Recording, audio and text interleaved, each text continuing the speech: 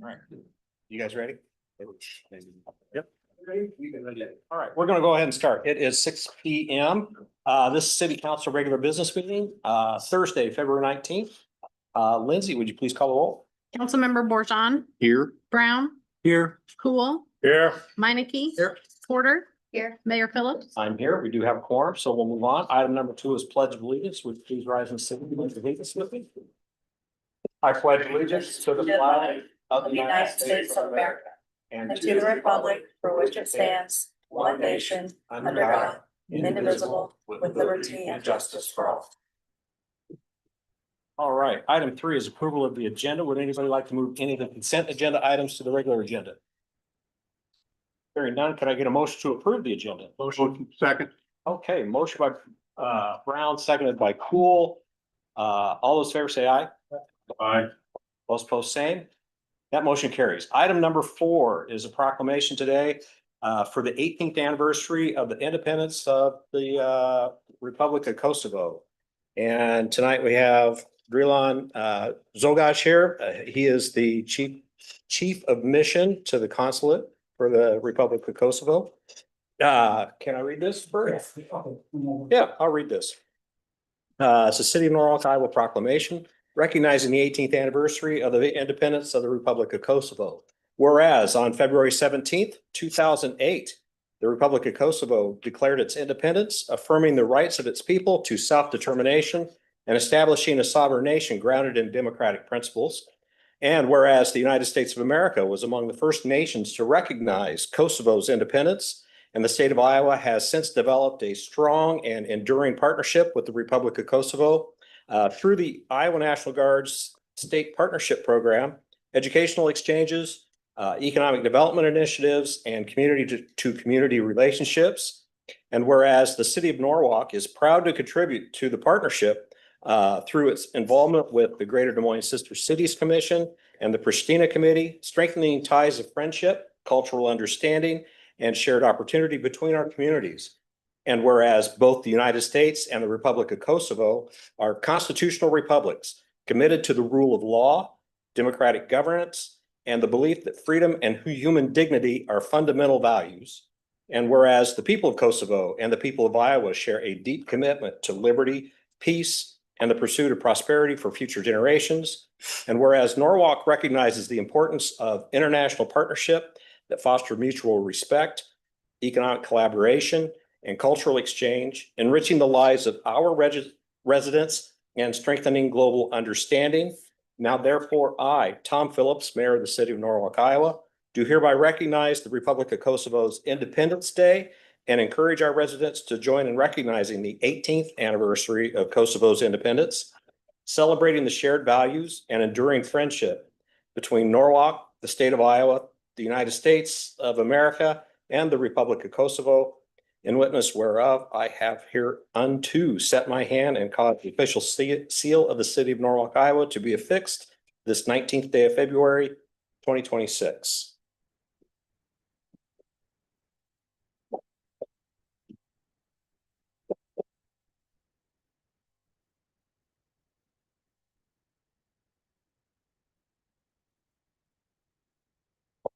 Holly wants to take one. Yeah.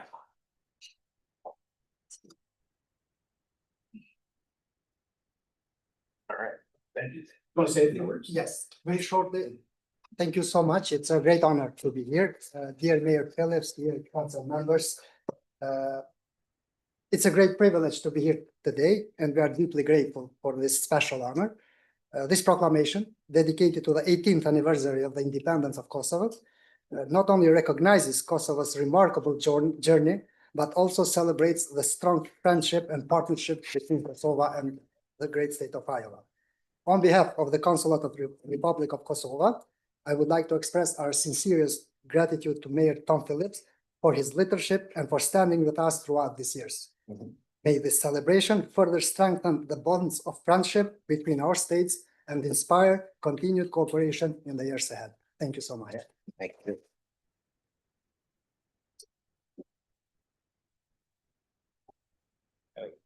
Now I got to take a trip back to the other side of the podium. Yes, absolutely. Okay.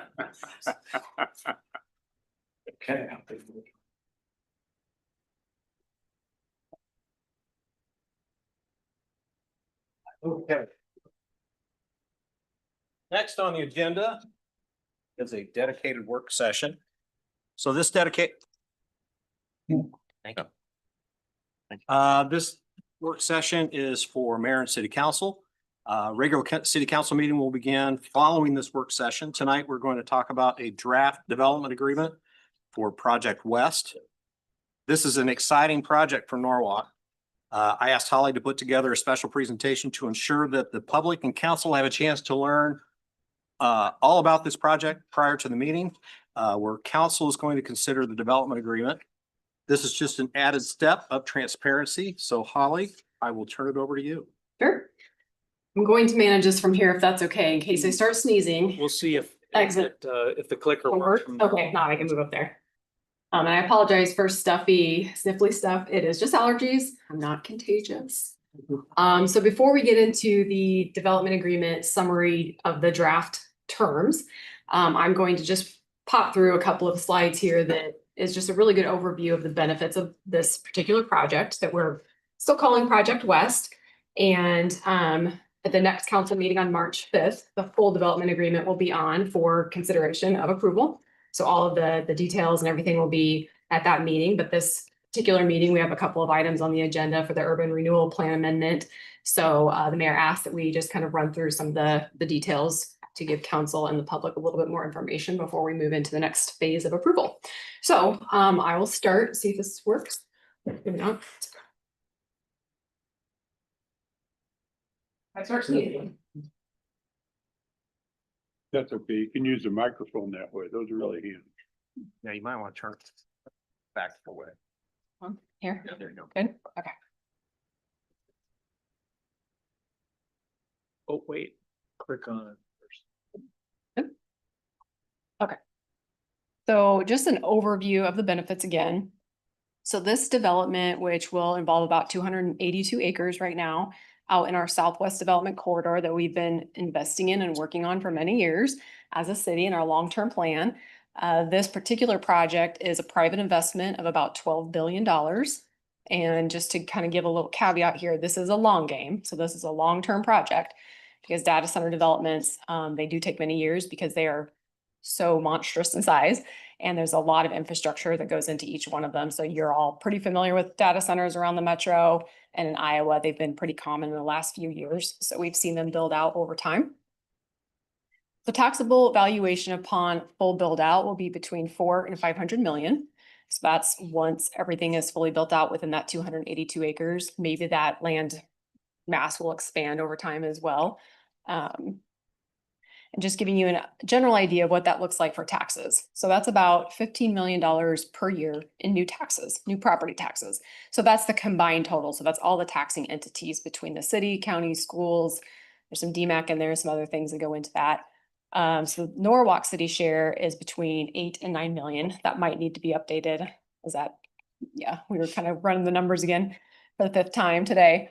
But the city's share, when we really kind of dug into it, is more around the 5 million because we're about a third of that total. So that's kind of what we're looking at for that. And this is the single largest private investment in Warren County's history. This all goes through as planned right now. So it's a big deal, not just for our community, but for the county, the region, schools especially. It's a huge deal. Local option sales tax. So there is some benefit from that. There is a couple of bills out there right now that are kind of restricting a little bit of the exemptions that are currently in place for data centers. Data centers do have some exemptions to local option sales tax with equipment and things, electricity, but they did pull a little bit of that back last year, but still we do receive some benefit from that. So just our estimations are anywhere between 30,000 to 100,000 annually in local option sales tax benefit. So full-time jobs is 80 is what they're projecting right now. And so these are high quality jobs. So we're looking at the engineering, IT, management. So they're exactly the types of jobs that we want to bring to our community. And, you know, Iowa has low population, we have low unemployment. So it's really hard to fill mass amounts of jobs when we're working with the kind of larger projects. This is really perfect for our area. And then the construction jobs during the multi-year build out will be around 600.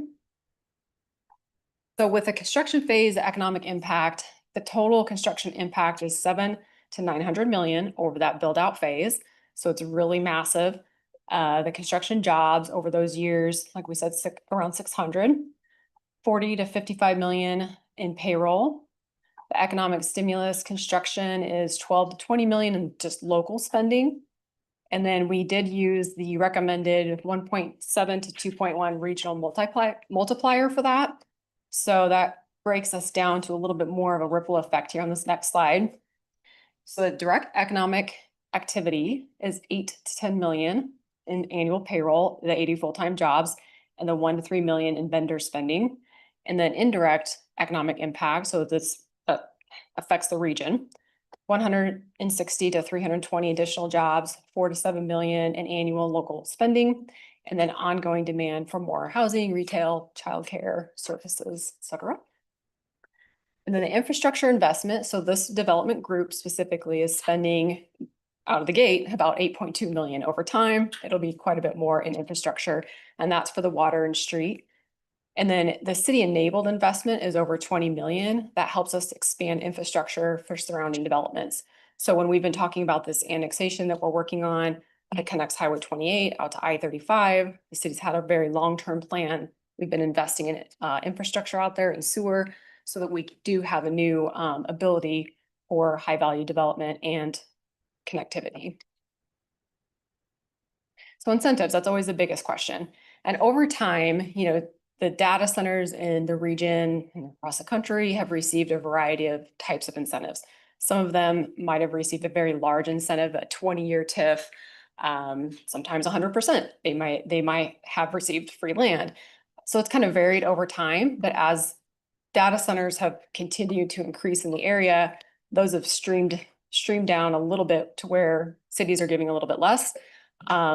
And they're asking for less, which has been really great for us because this project, first in my history of working in economic development, they've asked for no TIF and they've asked for no grants. And so that is wildly wonderful for us, for our county, for our schools, everything, because that means all of the new taxes generated, the TIF that's being generated from this won't be going back to pay them back for their new infrastructure or their development needs, which is common when we have large development projects because we need large developments, we need their jobs, we need the new taxes that come from them over time. So generally cities do invest in those types of projects, but this one is not, that's not being asked of us. So it's pretty wonderful. And right now, the only thing that we're looking at in terms of an actual incentive is waiving a sewer district connection fees in that area. And so total over time, that's being estimated at about $564,000 total because it's around 2,000 per acre at 282 acres. So that would be about the amount that would be waived during that time frame. And Tony, our city engineer, put those estimates together for us after painstaking work and research. So thank you, Tony. And then water and electricity. So this is something that comes up a lot in the public, and there's a lot of question and concern circling around out there. And we've talked to providers to get the facts and make sure that we know what we're talking about when we address the public with these two areas. So with water specifically, the developer requests capacity. So this is really for any data center project. They pay for their use, they pay for the infrastructure, and then they also pay for just the reservation request. So if they're asking the city to reserve a certain capacity, so many gallons per day, they have to pay for just reserving it, and they pay for the actual water once they use it, and they pay for the infrastructure to build. So they're covering that cost, and it's not being pushed out into existing ratepayers. And then electricity, since we're not the electricity provider, Mid-American Energy is in this area. So developers work directly with the electric provider and gas provider, and they work out their own agreements. But I did talk to my counterpart at Mid-American and just asked, because we've heard, you know, in the public, people saying, well, definitely rates are going to be increased, you know, ratepayers are going to have an increase because of these data centers, and our utility rates are going to go up. So I asked them just directly, and they said that that's just not true. And part of the reason for that is we're in a state that regulates those rates. And so the electric provider has to go in front of the Iowa Utility Commission to ask for any kind of increase in rates. And they have to have reason why, they have to have all sorts of information as to be approved for that. And they have not been in front of the Utility Commission since 2014. So there's not been any rates that have been raised since 2014. And then data centers, similar to the water, they pay for their own infrastructure for new power. They pay for the use of it. So it is not passed on to the existing repairs. So that I just wanted to make sure got out there. And then minimal traffic generation. So I know this can be kind of looked at as maybe a plus or a minus. We want people coming through town because then they, go to our businesses and they spend money. But this is meant more for that heavy traffic generation. So we don't have big semis and heavy vehicles using our public infrastructure. So that's a really positive thing with this. Data centers are relatively quiet once they're established. There's not a whole lot to worry about in terms of traffic or noise or any of those types of things that you might see at maybe like a large industrial plant or something. That's positive. A lot of bits and bytes. What? A lot of electronic traffic. Oh, sure. That's cute. I like it. So just kind of summarizing the benefits here, the long-term economic value, it brings high quality jobs, significant private investment. It generates substantial property tax revenue. As we all know, the tax revenue supports schools, public safety, parks, city services, you name it. Infrastructure, community investment, new roads, utilities, infrastructure upgrades. Data centers typically invest in the community.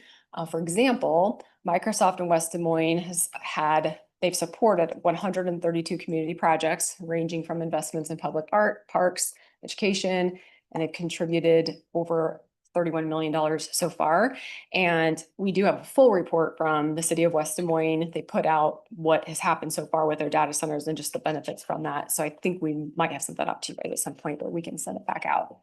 This is just a good sample of a very local neighbor and what they've dealt with and seen since they've had their data centers for a number of years now.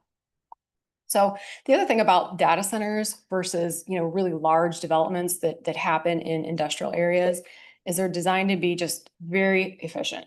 And they're held to a type of standard that most businesses really aren't because they're always in the spotlight. They're required to do things, very efficiently, and they have really high environmental standards. So that's something else that I think is good for our area because we care about that. We care about our air and water quality. And then just as a conclusion, again, just unlocks future growth capacity. It's catalyst for billions in follow-on investment. And by that meaning is with all of this new infrastructure coming in that the development will be paying for themselves, the developers will be paying for themselves. It also gives us a trigger to continue our investment in that area, moving west, getting out towards I-35. And then it helps to attract other high quality developments in that area, especially because we've kind of laid the groundwork for the high-tech industry area in the Southwest Development Corridor. So it'll really open up some good doors for us. And then it strengthens our regional and national competitiveness, which is important too, because everybody is going to be vying for types of projects like this. And we have some pretty competitive states nearby that like to get frisky with Iowa. So we have to fight back in the ways that we can and be competitive. So we're all kind of the benefits. And then if you guys don't have any questions on those, we can probably just jump right into the draft summary. But if you have questions, I'm happy to answer. Questions? Right, there you go. Okay.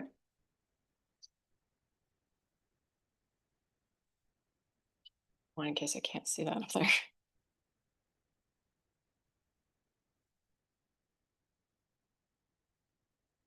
Want me to Oh, yeah. put that up on the sheet, Mhm.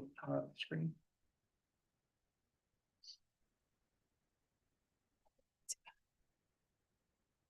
This one?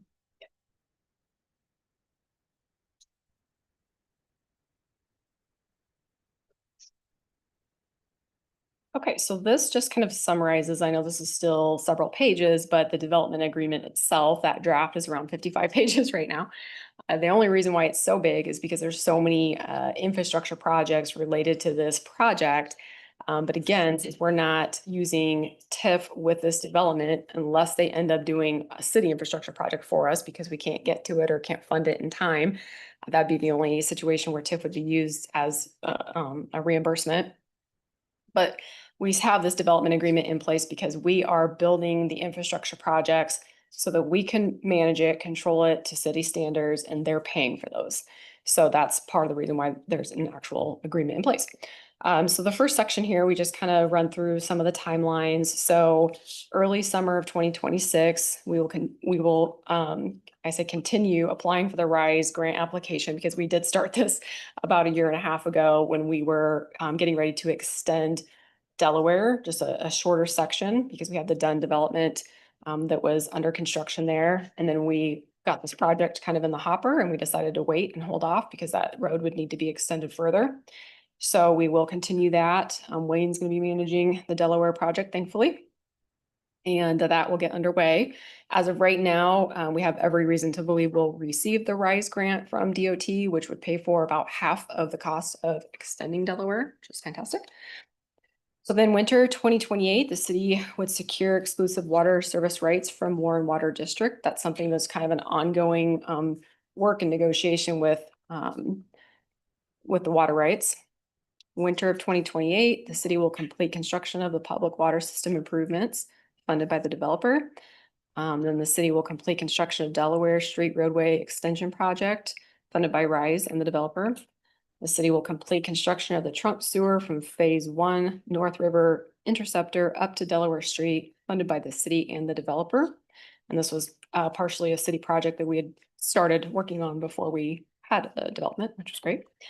Additional timing requirements. The developer may issue early construction notices for sewer projects. The city must then complete early requested components within the earlier of 26 months after notice or certificate of occupancy for any building served by these components. The developer must apply for a building permit by April 1st of 2032 to avoid water allocation reduction, or they would have to begin paying $40,000 per month to reserve that. So just to kind of break that piece down a little bit more, that 2032 sounds like kind of a scary date. It seems like it's way out there, but that's the developer's worst case scenario. They do not want to see it take that long. If that happened, it would be because just getting their utilities to them in time. That takes a while. There are a lot of utility infrastructure and sometimes there's delays on transformers or you name it. So that would be the only reason it would extend that long, but they absolutely want to move as quickly as possible on this. So we have in the agreement that they would, if they have not pulled their building permit at that point, then they would have to start paying $40,000 per month, whether they're using water or not. So either way, the city's protected and that protects our existing payers. So the scope of the project, the development is a multi-building hyperscale data center campus and approximately 282 acres of land. It's anticipated that the multi-phase build out with multiple data center buildings, substations, and supporting infrastructure. And the reason why it's not just one giant building is because it may end up being more than one end user. It could be a couple of different companies, or it could be one company with multiple buildings. And then it just kind of breaks down like what's inside the facilities, just kind of obvious. I think we had it broken down even a little bit more, and Luke said, yeah, we know there's going to be computer equipment in there. You could take that out. Proposed incentives, again, as we mentioned earlier, right now, the only actual incentive is waiving of the sewer district connection fees, which is around $2,000 per acre at this time. The city will pursue the RISE grant to offset the roadway costs. And we have a good relationship with the DOT, and they've told us that if the project qualifies and all of the requirements are met, it's very unlikely that they don't fund these grants. So we feel pretty confident about that. City will construct a major public infrastructure up front. We've already received RISE on that first portion of Delaware that was done. And that was even a partnership with the county to help offset some of the matching funds. So we have a track record of being awarded that grant in that area. Yep, that's true. And they've been a great partner. And the city will construct a major public infrastructure up front with developer reimbursing certain components per the agreement. And again, anytime anybody wants to go through that long agreement in detail, we're absolutely welcoming questions and digging further, but this just kind of summarizes that. Additional information to note, the developer may assign the project to affiliates or subsequent owners with structured notice requirements. This is standard in our agreements. A lot of times they'll transfer their agreement over to an end user or a buyer. The agreement term is for 20 years with certain infrastructure obligations. And that again, sounds scary, but the only reason there's a 20-year term on it is because that's the lifetime TIF. So if we do end up needing to use TIF to reimburse them for a city infrastructure project, which again is pretty unlikely, we would have to stay within that 20 years. So if that project happened at year 15, they would only have 5 years of that reimbursement left basically within that time span. So that's why that's in there. If the developer changes the project use in any way, a way that violates the RISE contract, the developer will reimburse the city for any required grant repayment. That is part of the RISE grant application, is that if the project does not end up meeting all the requirements in that application, that portion of the grant can be requested to be repaid. So in the agreement, we have that listed out that the developer would repay that. And then again, tax increment finance payments to the developer would only occur after the city is fully reimbursed from TIF for previous sewer projects. So this section in here, and the developer understands this, and it's clearly defined in the agreement that even if we needed to reimburse them for a city infrastructure project that they would have to undertake, the city would first pay itself with their TIF, with their new generation, for any other projects related the city is paying for in that area. So again. It's hard to express, but that is probably one of the most important things to protect any risk of the city, is by having that statement in the development agreement to assure that our bonds, our loans are repaid first. A lot of comfort on the city level. And so the TIF reimbursement is capped at the developer's eligible cost up to 6.1 million. And so what that number is that was an estimate that our city engineer and the developer's engineers put together about a year and a half ago. So we have a little bit higher estimate that Tony had put together that just gives some of that kind of inflation rise over the years. But the TIF is being capped at 6.1 for the developer for that particular infrastructure project, because the one that we're relating this to is the sewer interceptor phase 2, I believe. So that's kind of down the road. Looks proud that we're talking about sewers again. So just to kind of And break. again, that max is only if for some reason they activate an earlier time schedule than what we would have it in our CIP. Right. Yep. But the true reimbursement, so it's not considered a TIF rebate or a TIF incentive. We're just actually paying them back for our project. So it's kind of a good thing. So then just breaking down how this works out for the city and the community, and Luke, you can pop in or Jean can pop in if any of these numbers feel off to you, but I think we've all broken these down a few different times. So the total private investment being 12 billion, estimated taxable valuation upon full build out, and this could last, 10 years, somewhere in there. So everybody just has to be a little patient. It's a big project, but 400 to 500 million. Annual property tax revenue combined again for all taxing authorities is 14 to 16 million annually. The city, I think that 8 to 9 might be off a little bit. I think we're more around the 5 to 6 million. But these two can confirm that. The school at 3.4 to 3.8 million, county 1.5 to 1.8, and then other entities between 4 and 450,000. So everybody gets a nice split off of that. And then annual TIF 5.7, full-time jobs 80. Again, just kind of summarizing. Developer funds, the 8.2 million in the water and street infrastructure. And then the data center tax revenue enables the city to invest over 20 million. So again, just kind of a recap there. And then below that is the recap of the construction phase impact, which I won't make you listen to again. And then as we scroll down, we did add the legal descriptions of the properties in case anybody's really into that. They figure out how to read legal descriptions, but it's in there. And below that, we have some maps, and those are probably more interesting. So this first map here has the yellow highlighted area, which shows the actual project site that's under contract. And so timing wise, we have a couple of procedures tonight. And then on March 5th, the full development agreement, like we said, will be on for consideration of approval.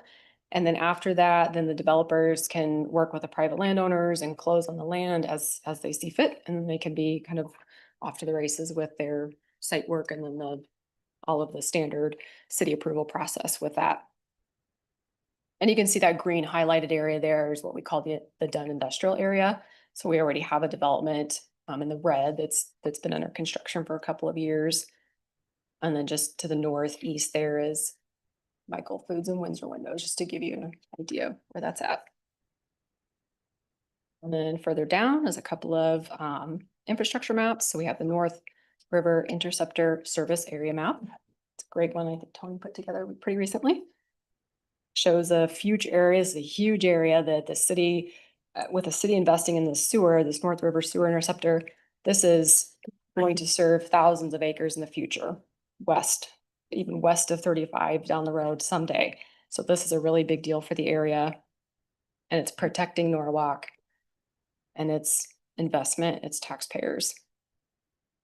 And the map below that shows. Before trunk you go on, sewers. Mhm. just in case anybody doesn't have perspective, this right here, this line is Interstate 35. So that's showing how far that coverage area for the sewer, how far that goes to the west. So all of this was really in this long-term plan that the city's been working on for years. So then when we had this development group come to us, it helped us initiate this long-term plan much sooner than we had ever hoped. So the next map is the trunk sewers and interceptors. I won't try to explain that. Maybe Wayne or Luke or Tony can talk about that if you have questions.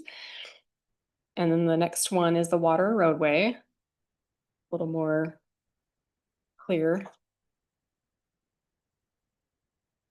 You can see the property highlighted in red there. And it shows the water distribution feeder main in that as well. And that yellow line at the northern part of the map, that's where the 16-inch main, 16-inch western feeder main comes from our secondary water source, the Lake Reservoir that we just worked on within the past 8 to 10 years.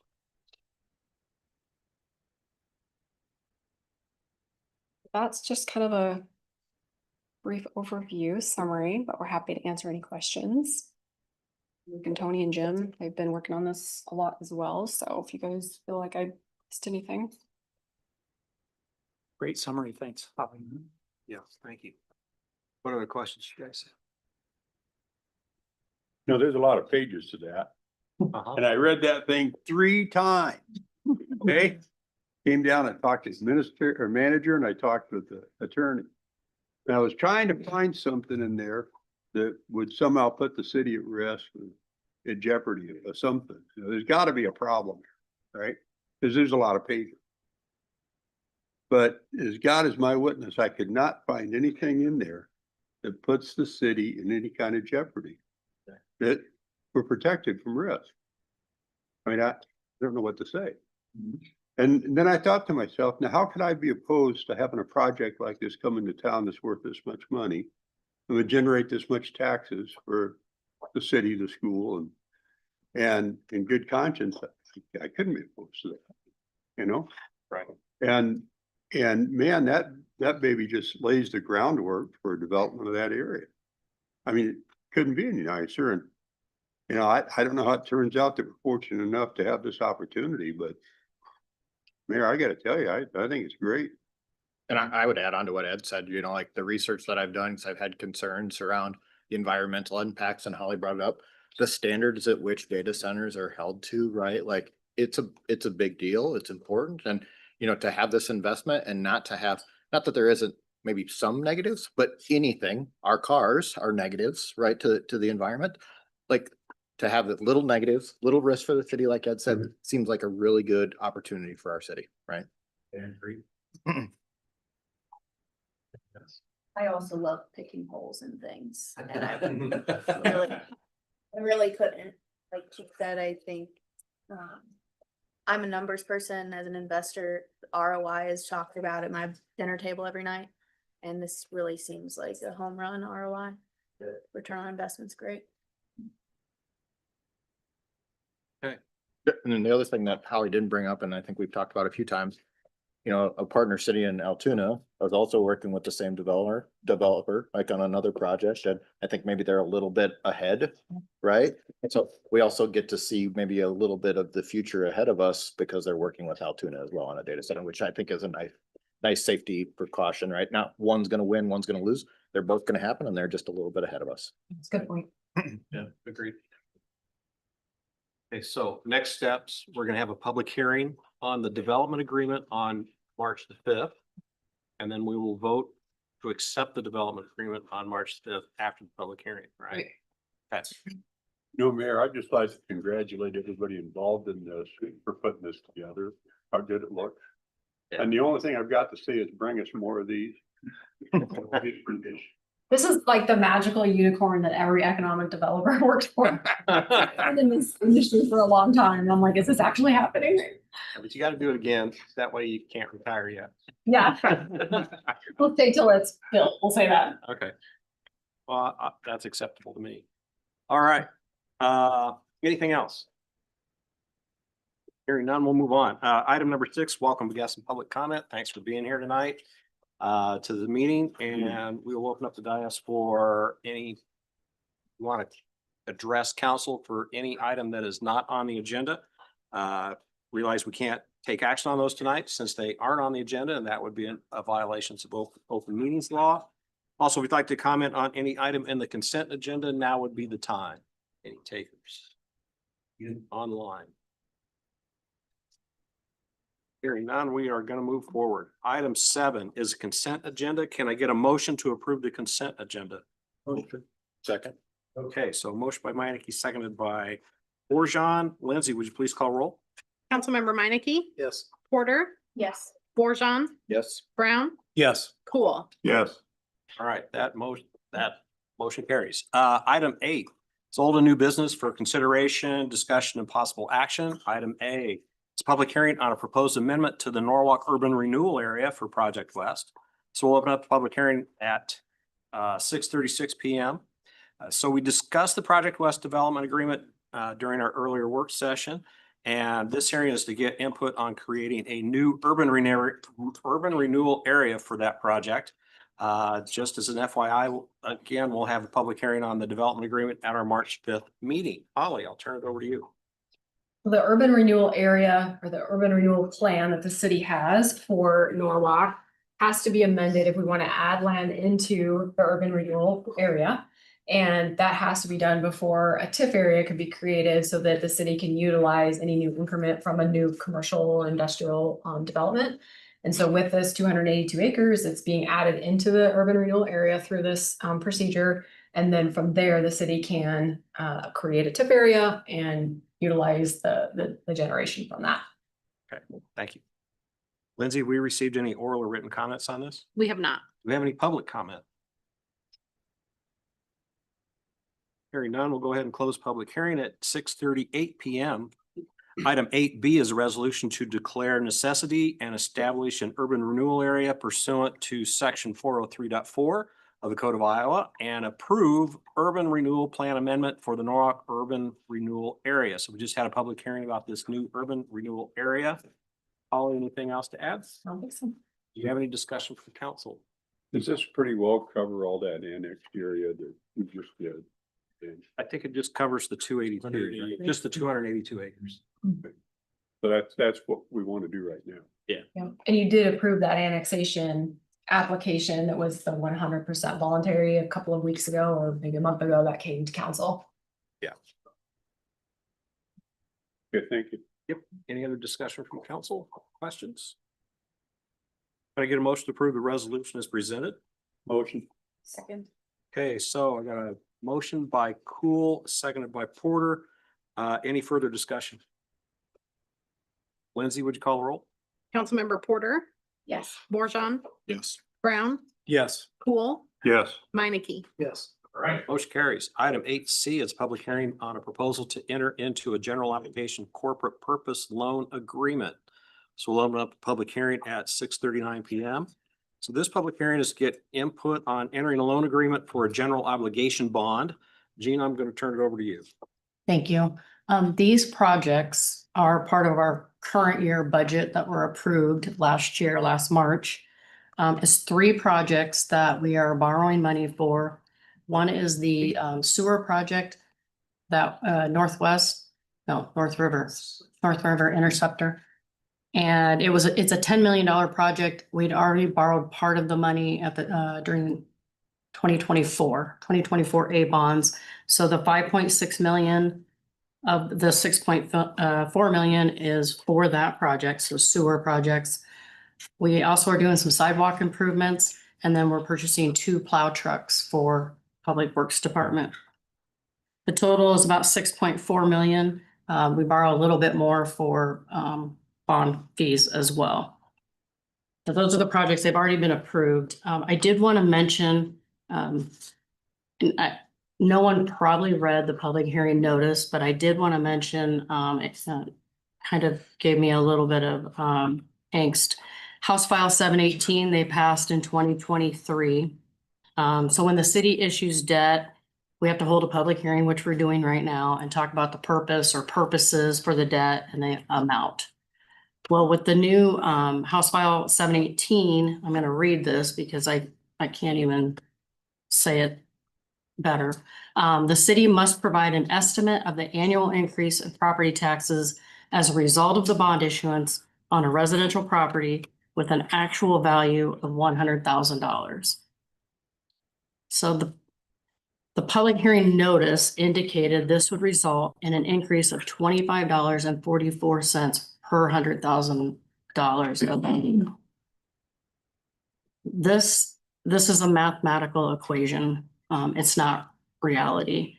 The formula doesn't take into account a lot of things that we look at when we're issuing debt. Our debt service value grew 15% from last year to this year. That helps offset any increases that we have. Home values vary.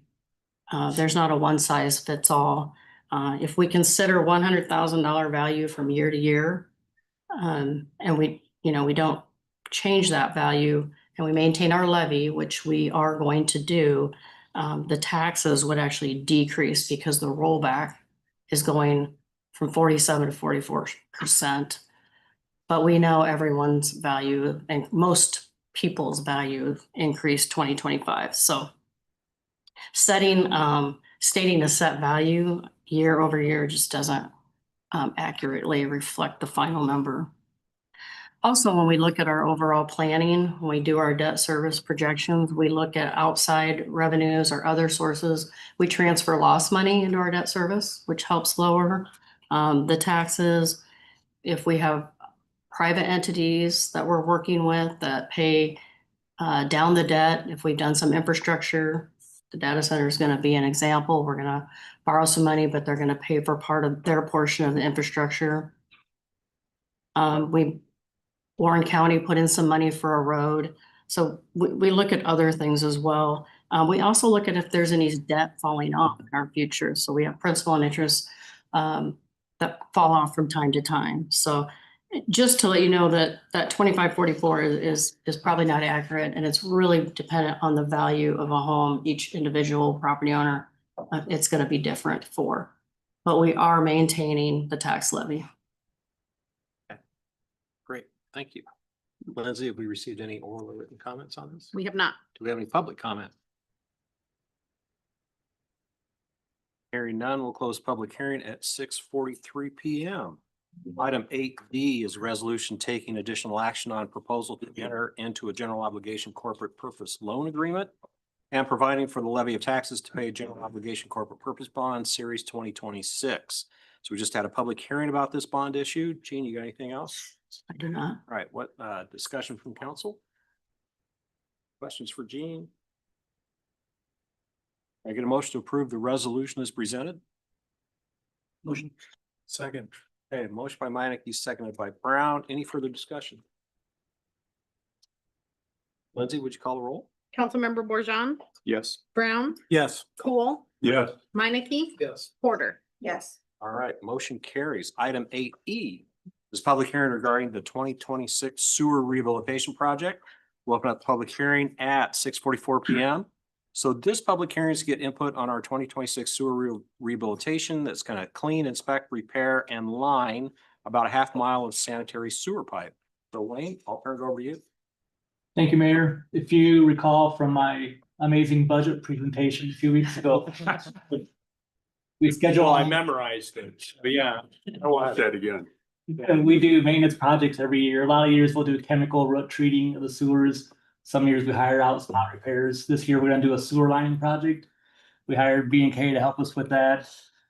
We identified an area we get frequent backup calls on, or we're gonna target. It's in one of our older areas, as you can imagine. We did get, getting into the bids, we did get favorable bids, and we have some project dollars remaining, so I imagine if everything goes as planned, you'll probably see a change order come forward, expanding the scope. We're gonna try to do a few more blocks while we're out there, because we did get low prices with the bid. That's all I have. Any questions? Happy to answer. And Z, have we received any oral or written comments on this? No, we have not. Any public comment? Hearing none, we'll close the public hearing at 6:45 PM. Item 8F is a resolution approving plans, specifications, form of contract, and estimate of cost for the 2026 sewer rehabilitation project. So we just had a public hearing for this project, and this is the first of 3 resolutions needed to get the project launched. On January 15th, council passed a resolution that approved the preliminary plan, specs, form of contract, and estimate for this project. This resolution is the final approval for all of those. So Wayne, you got anything else? Yeah, I just want, one more thing I was gonna mention, just a little bit about the process. I actually have a sample of the liner. It's pretty neat if you look up a video of it. Luke, like Luke, I enjoy sanitary sewer stuff. They put like a flexible fabric. It's real flexible, like a sock. They put in the pipes and they inject it with resin and it gets really hard. It hardens the pipe, you get cracks in it, then it prevents roots from getting in. So this completely lines the interior of the pipe. It's pretty amazing stuff. We have some sewers in town. I think we decided it was 2008 that we've had it done in this area. So the company, when they're here, they're gonna go out and inspect the liner we had done in 2008 and see how it's holding up. So it's a neat product. It's a neat project. It'll be good for the neighborhood. Yeah. For sure. That'd be pretty cool. Discussion for the council? Well, other than having our mind in the sewer all the time. Looks like something we need to get done. Yeah. Anybody else? Motion. Second. Motion by Borjon, seconded by Brown. Any further discussion? Lindsay, would you call a roll? Councilmember Brown, Yes. Cool, Yes. Meineke, Yes. Porter, Yes. Borjon. All right, that motion carries. Item 8G is resolution awarding contract for the 2026 sewer rehabilitation project. So this is the second of 3 resolutions needed to start the project. So this resolution awards the contract for Visu Sewer LLC for $84,860.50. Wayne, anything to add? No, sir. All right, any discussion or question at the council? Anybody want to make a motion? Second. Okay, motion by Meineke, seconded by Borjon. Any further discussion?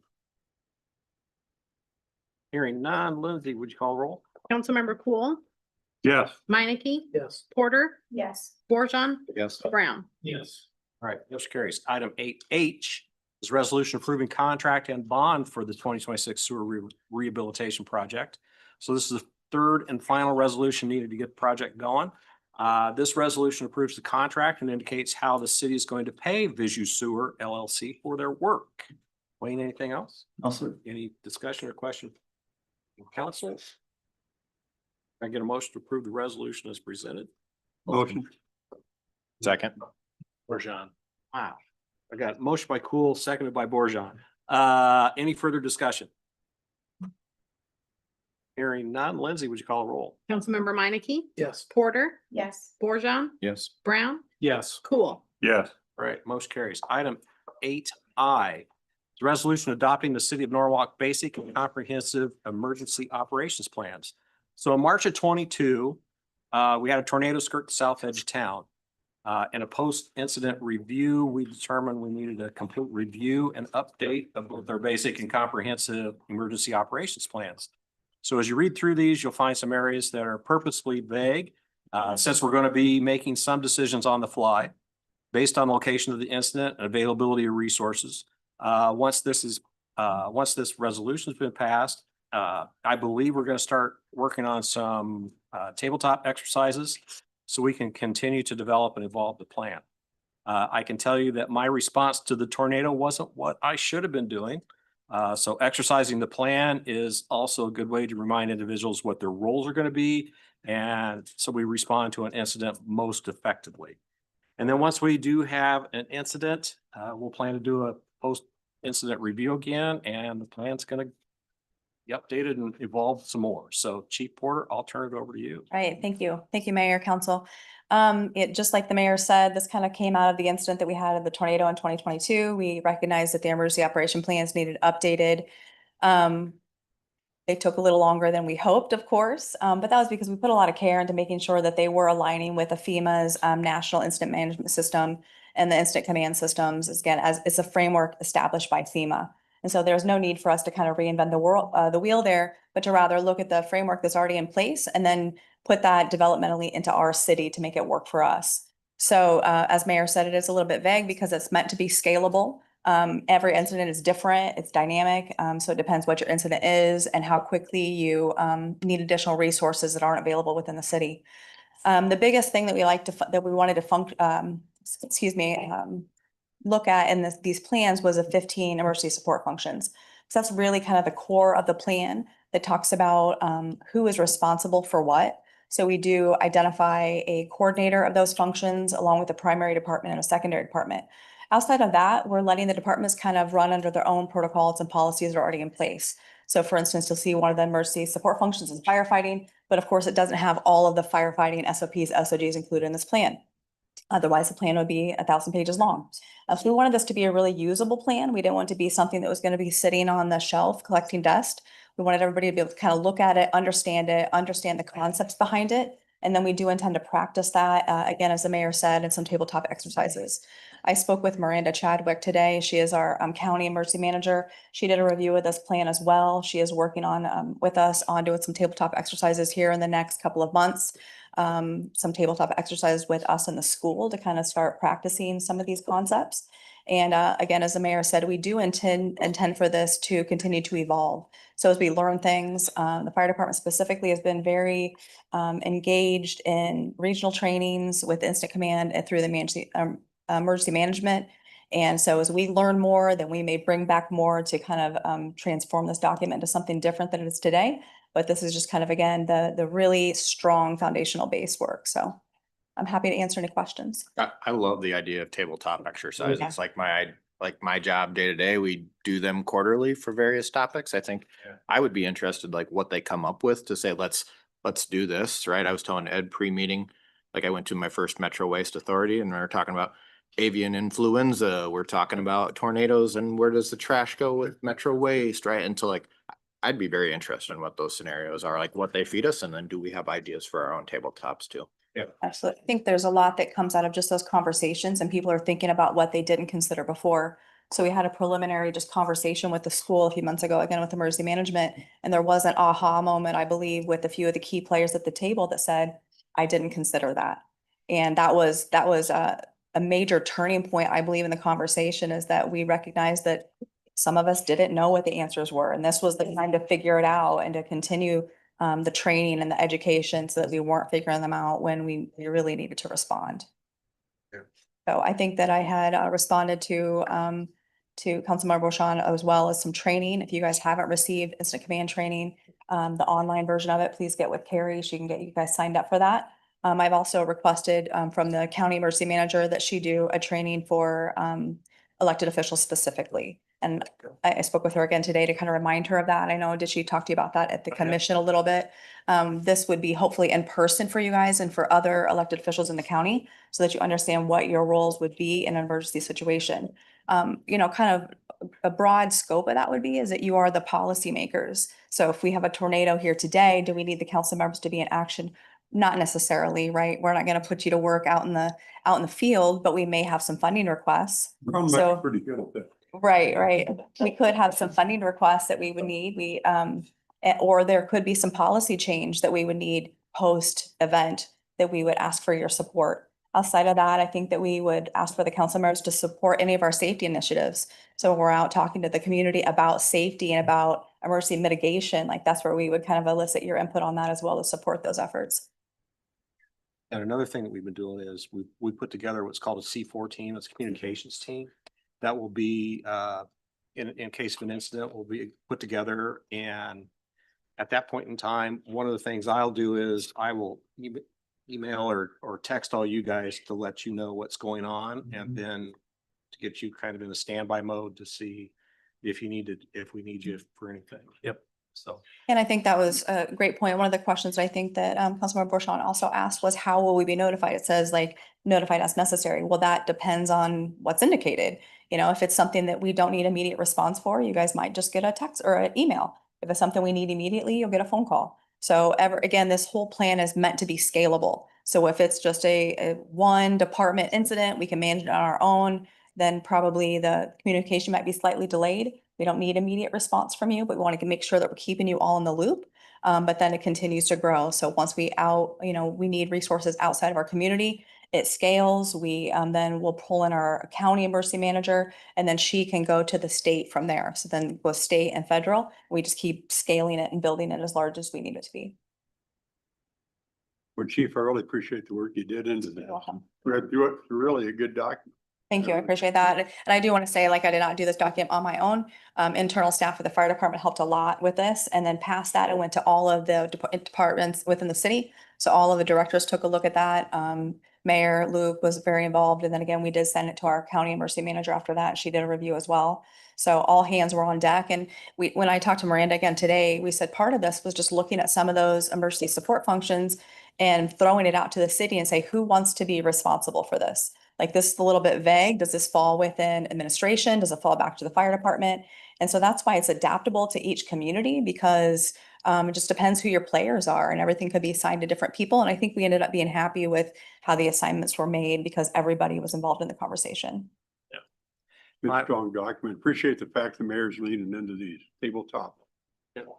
I was up at the high school the other day delivering flowers, believe it or not, for Valentine's Day. Oh. And the assistant principal came out and he said, Chief, you're delivering flowers. And I said, yeah. And he said, hey, you know what? We're going to have a tabletop again. Yeah. And I said, that's great. You know, and it is. I really appreciate you doing that. Yeah. Because that's where the real work gets done. I think so.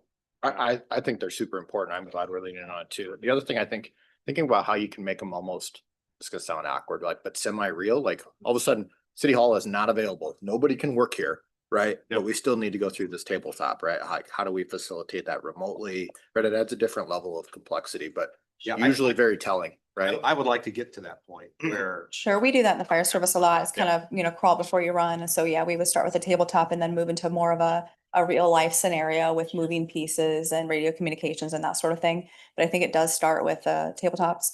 And back to kind of where the plan is today, I think where just emergency management is evolving is that people have stopped working in silos. So where we used to just have, the school here and the city here, or police here and fire here, we're definitely having more broad conversations to not talk in those silos, and let's make sure we all know what we're going to be doing, respectfully understand what everybody's going to be doing individually, but how it impacts the whole. So again, I think we're really going in the right direction with these plans. I would also say that having an emergency management coordinator through Warren County who really kind of knows how to do a tabletop has been very, very helpful. She's a great resource. Yeah, aside from the one that we had here, we also did sit in one a city with the county as well. They were talking about a county incident. So again, these conversations are going beyond the city of Norwalk into the county. And again, we sit into Polk counties quite a bit as well. So Yeah, cool. is there any questions about these plans or anything I can answer for you? Mayor, it's kind of a side note, but it kind of relates, like, do we ever do any like cyber tabletops where, like now we're held for ransom, or it kind of fits in the same vein, but it's different, right?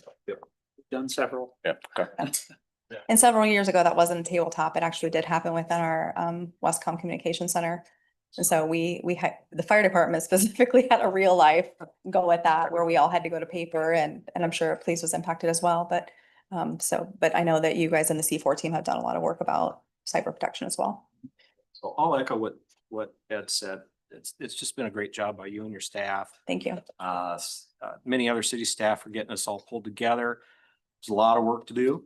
It took a while to get it finished, but I think the product we're looking at and talking tonight is way ahead of what we had. So thanks to you, thanks to the department heads who participated as well. That includes you, Wayne. And make sure you pass our thanks along to your staff. All right. All right, thank you. Thank you. Thanks. Any other questions or comments from council?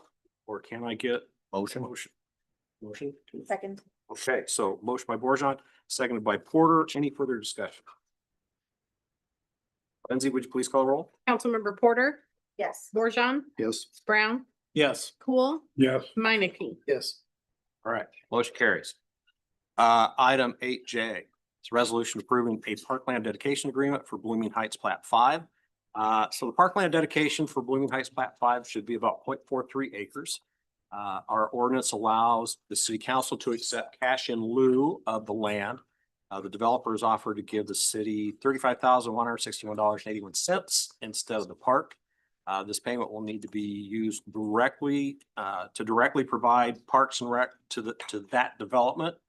That could mean adding equipment to a nearby park or something like that, but it will be documented to ensure that the money directly benefits the residents of Blooming Heights Plat 5. It's also important to note that the Parks and Rec Commission reviewed this request on February 4th, 2026 and recommended approval of the cash in lieu contribution. So Jim or Luke, anything to add?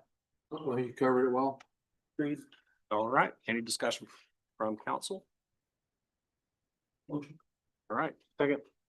Got a motion by Minneke, seconded by Brown. Any further discussion? Wish it was more money, but I I know how much those lots are gonna sell for, Agreed. but I will. Is what it is. Yeah. Okay, let's see. Then Lindsay, would you call the roll?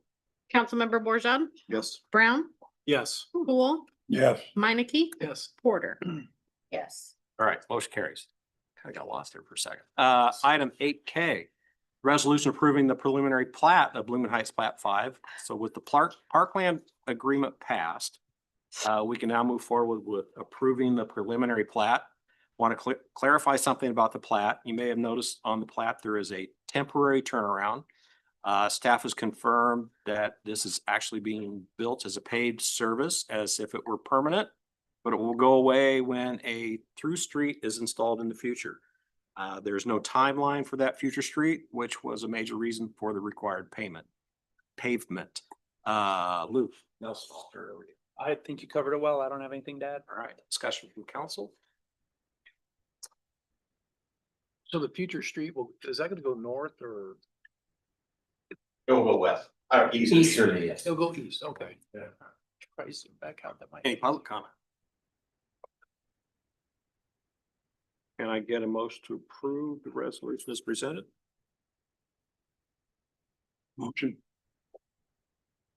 Second. Second. All right. So I got a motion by Cool, seconded by Brown. Any further discussion?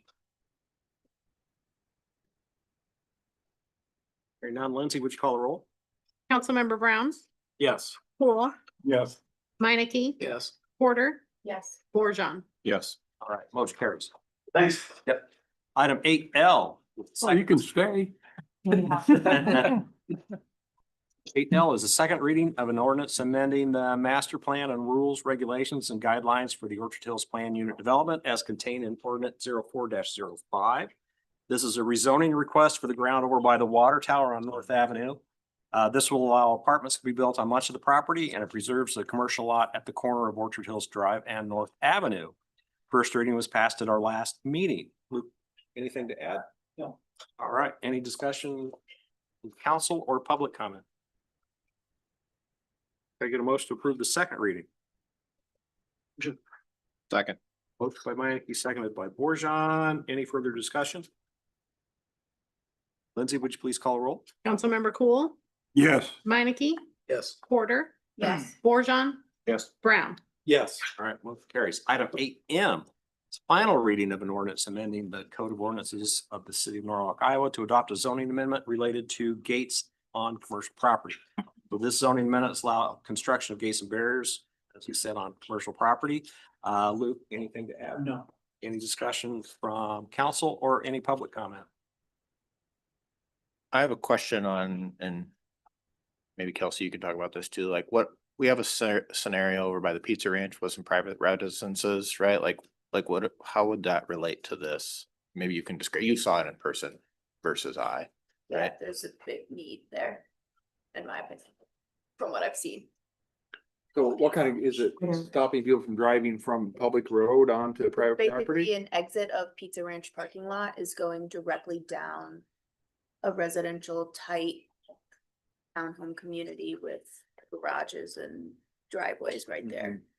And that's one of few exits of the parking lot. So I I think guess what what was, I- what is tough about this then is we would say that needs to be open, and I think that person wants it to be shut because they don't want it to be a through street, and I think it's a buffer zone right between residential and commercial, and so I'm good with this for that, but I think maybe that's a thing we need to table and be able to talk about, like this buffer zone between these commercial and residential thing, like what's the best course of action there? I would think that this would, this could apply to that. I think other factors play into it, because a lot of times, like a development like that, before lots are even sold, the developer already put an easement access right there. And it could, so there could be a private easement in there that also controls this between the two parties where, yeah, it doesn't look good and it's, but it was totally within the plans from day one before everything was constructed, that there's gonna be an access there, so. What I don't know though is if it's for like emergency management to be able to get a vehicle through where it has two like an in and an out, so to say. And that very well could be, say, But then we have, you know, customers using that as an exit onto a private road, and is that truly what we want, right? Yeah.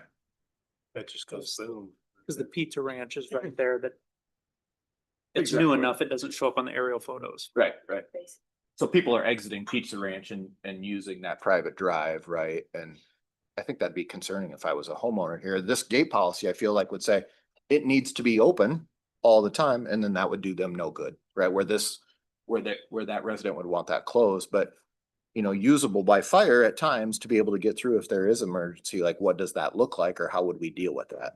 This situation specifically made me feel like it needs to be a more case by case scenario, because this is very different than the last. And I totally get it from Chief Porter's perspective, right? Like, we need that because if they need to get in and be able to service a fire at those condos, right? To be able to get in and out of there, you need that. But those residents don't want commercial traffic through their driveways, right? And so what would we do in that scenario? So I wanted to bring it up during this. I'm good, like, we can get to voting, but I'm good with this. But I think we'll have circumstances that we need to be able to visit for this type of scenario. and it was good discussion. I think we can probably get a pretty quick opinion back to you guys, so you can kind of at least get something from myself and Luke Paris that would say what the current status of it is and what we believe how it affects it. And then it'll give you some information to be able to react to it. If I may, actually, if the ordinance, if I remember correctly too, it said it has to be approval by staff, which would include review by the fire department to ensure that it would be compliant to the International Fire Code. So for this one in particular, we would have to review code to make sure that gates and barriers would be appropriate there. But any of them would have to be reviewed before they're approved to go in place to make sure that it doesn't limit our access, again, according to the International Fire Code. But I think this one does, as far as gates, the requirement on is that it's when not in use, it's gotta be able to be retracted and things like that, but you know, it doesn't necessarily, I don't think there's limits on when it's in use and when it's not. Yeah, I guess, yeah, that's, okay, that makes sense. Yeah. I wasn't reading the letter of the law like that, like, to me, when not in use, or when in use, I think it was Jason brought up, we want to appear always open. So to me, when it's in use, it's open, right? And so you just made me think about that slightly different, I guess. Yeah. But yeah, we'll look at it further and give you, Yeah, that's fine. because I can think of several other gates in town where it kind of has that same scenario. Yep. There's one over in the Legacy that we've dealt with for a number of years, out in front of Dollar General that used to be a pass through, and one came up and just put a permanent fence on a area that used to access it all the time. Yep. Yeah, Park Place is another location of it, so, yeah, we can certainly look at that. I do recommend driving by the Pizza Ranch Townhome Okay, because the visual was very eye-opening. well, I think just, yeah, this overhead that I just saw is Mhm. kind of eye opening. You pull in and you just realize how close the residence is to that through traffic. Yeah. All right. Can I get a motion to approve the final reading? Motion. Second. Okay, so motion by Porter, seconded by Borjon. Any further discussion?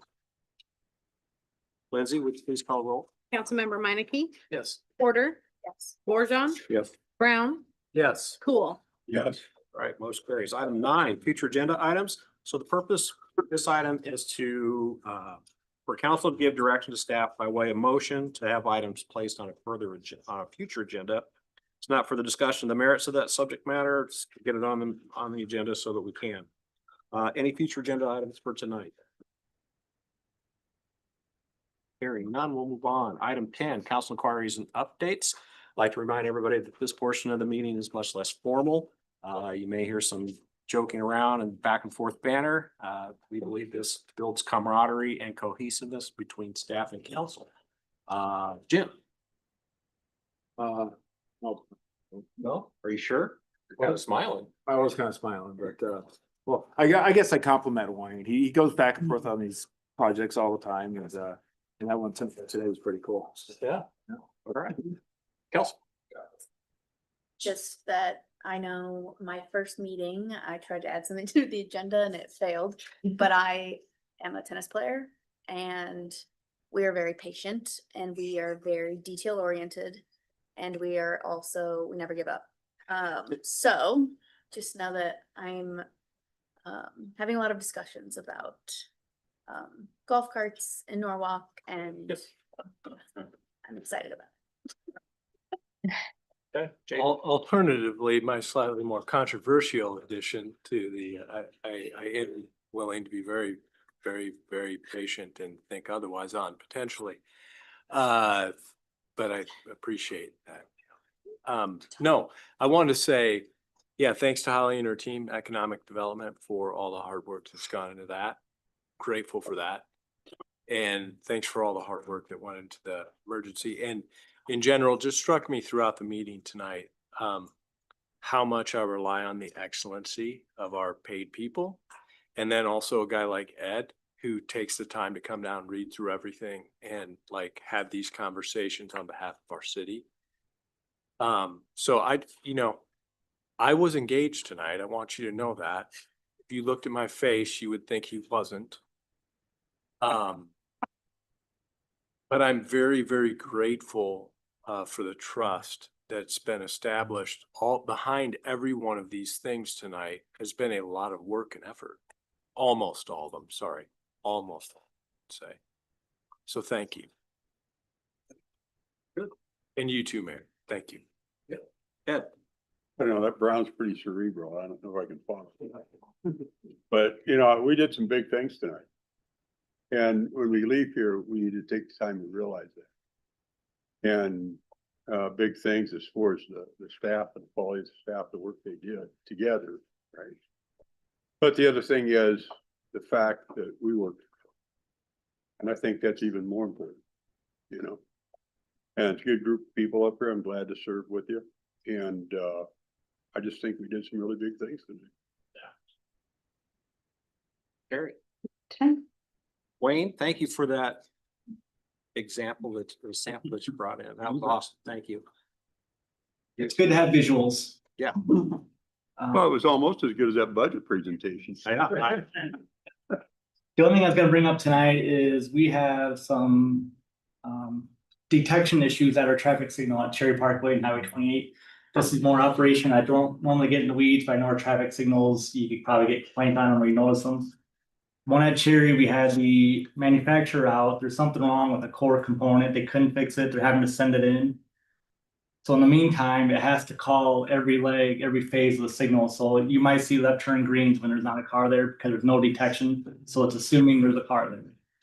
I don't have a time frame. It may be a few weeks before we get new equipment back. So we know about it. We're working on it. So Wait, that is strangely good news because I have sat there multiple times and thought, this thing is not working the way it worked. It was just in my, so good, okay. I thought I was out of the lane and over there a little bit, and that's why the green came on. Yeah, no, And next time I was there, if I know I was in the lane and the green still came on, so. yeah, All right, that's all I have. Thank you. all right, thanks, chief. Want everybody to know that the extreme temperature plan is in effect tomorrow morning. If you don't know, we have an extreme temperature plan within the city, and the library is our dedicated warming and cooling center. So that is open during business hours. That again takes effect tomorrow, likely to expire Tuesday. Burn ban is also in effect. We've had an abnormal amount of grass fires, large grass fires. It's extremely dry right now. Even with the precipitation that we're getting today, it's not going to be enough. So burn ban is in effect through the State Fire Marshal's office until further notice. If you may have noticed, we are wearing our morning band. We did lose longtime volunteer firefighter Wendy Kaldenberg, longtime volunteer for over 40 years with the fire department. He also owned John's Pizza and Wendy's Ice Cream. So his visitation was this evening and funerals tomorrow at 11. And other than that, I do understand that Councilmember Meineke responded to a fire on our behalf. So we do have an honorary fire badge. Hey. I just want to say thank you to Wayne for maintaining our water infrastructure, for helping us put out these fires. So, thank You you. could bust out one of those collectible fire department hats for me. I should have. I don't think any fireman should worry about losing their job to me. That was one and done. Well, we appreciate your assistance. Thank you. Tony. Nothing else for me. Chief? I don't have anything other than to say, Wayne, I'm glad I know what the inside of a sewer pipe looks like now, because I never opposed one, even though. Newly fresh one. Yeah. Yeah. Sleeved, a sleeved. Yeah. Let's hope so. Nothing else, no. No, there's snow out there, so I'm good. All right. Wow. I want to shower lots of love to Wayne because Thank he's you. just been amazing to work with, and he took this Delaware project like a champ, didn't complain. So thank you, Wayne. All right. Yeah, that's good. Chris? Nothing official for me, but thank you to Wayne this week for helping me with Beacon. Appreciate that. All right. That's Chief Lindsay. I think we all get the picture that Wayne is awesome. Yeah. That's awesome. Valentine's Day for Wayne. Ezra got back. Great. We all love Wayne. All right, Andy. I had my first Metro Waste meeting, and I also met with a city councilman from West Des Moines for lunch, and I was talking about staff and our city at various things and just how lucky we are. And tonight's a good example of all the cool stuff that we've done and how good the staff, mayor, et cetera, is, right? So we should feel lucky about that, because horror stories I hear on the news about the infighting of Des Moines as a city and their boards, right? And I think we all work really well together, right? So that's good. Some sexy stuff about trash. Metro Waste. They're doing some projects on Metro West to make some new cells there. They have 58 years of capacity at current trash level, which I thought is interesting. They have 60 years of capacity at the east side waste facility. They're actually going to go deeper and higher, and it will be the deepest trash place in the Midwest, I believe, which is I think That's bad. and it was just really interesting. We talked about avian bird flu and their role in some of that and their plans with that. I'm a big user of the cardboard facility over by the library. I don't know how many people know about it. It's great. What I didn't know, and like we also have some battery places where we can turn in batteries. And that is one of the number one problems I have at the two facilities is batteries causing fires at those facilities, right? And so however we can promote that, and you might not think of like the double D batteries or triple D batteries or double A batteries, whatever, but like scooter batteries, laptop batteries, that stuff get thrown away. That it's a big deal. And so I was talking to Ed before the meeting, just how interesting and sexy trash is. It's not sexy, but they make it sound sexy, right? It's really an interesting group. And they offered like the entire, like if the city or the council, if we want to do a tour, they would love to host us anytime to be able to go to any of the facilities. So, good. All right. Kudos to the fire department, the police. Come out to that, to my neighbor's grass fire that I was helping put out, but that thing could have got out of control pretty quick. And they did a great job. By the time they got done, they got called off to another grass fire, so. But they did a great job. Good. Thank you. Good. Wayne, I think your hair looks nice tonight. Yeah. That's all you Really? Just to let you know, on February the 11th, we went to the City Development Review Board to annex the 282 acres. And they approved that. So the clock started then. We are hoping for no news until March the 15th or so. March 14th, 15th. Well, 16th would be the Monday, so that's when we. So. And we passed the emergency management budget last week as well, and we're gonna get county. Yes, thank you. And that's part of that budget includes a new employee, so we're gonna see, I think, more good things out of that department down there. So looking forward to it. That is all I had. Mayor, I've got one alibi. An alibi? Yeah, I mean, one excuse, just one do-over. Okay. I forgot something that's really important. Okay, go for it. Well, we have an employee here that's having a birthday. Matter of fact, it's her birthday tonight. And she sacrificed her personal life to be present here, for our meeting. So I think that's the least we could do for our personnel director to sing her around to happy. Happy birthday to you.